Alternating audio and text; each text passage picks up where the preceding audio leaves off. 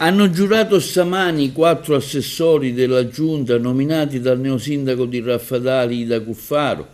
I nuovi assessori sono Giuseppe Gattarello, Felice Cuffaro, Nicola Marrò, Laura Limbrici, Giovanna Mangione. Le relative deleghe assessoriali saranno assegnate in occasione del primo consiglio comunale che si terrà a Raffadali il prossimo 10 giugno alle ore 19. Tra i punti all'ordine del giorno le operazioni relative al giuramento dei nuovi consiglieri comunali eletti, le verifiche delle condizioni di eleggibilità e di candidatura ai fini della loro convalida, l'eventuale surroga dei consiglieri comunali, con l'esame di eventuali situazioni di incompatibilità, quindi l'elezione del Presidente del Consiglio e dei suoi vice, il giuramento del nuovo sindaco, la nomina della commissione elettorale e quindi la relazione del sindaco Ida Cuffaro.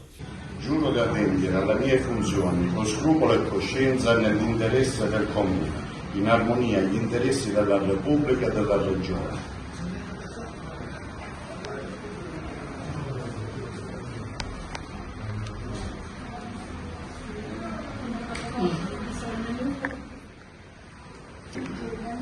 Giuro di adempiere alle mie funzioni con scrupolo e coscienza, nell'interesse del Comune, in armonia agli interessi della Repubblica e della Regione.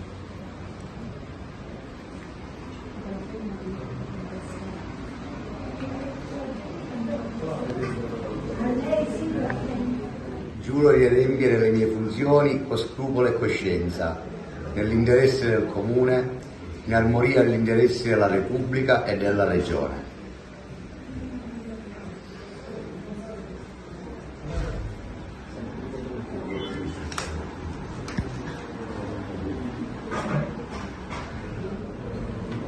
Giuro di adempiere le mie funzioni con scrupolo e coscienza, nell'interesse del Comune, in armonia agli interessi della Repubblica e della Regione.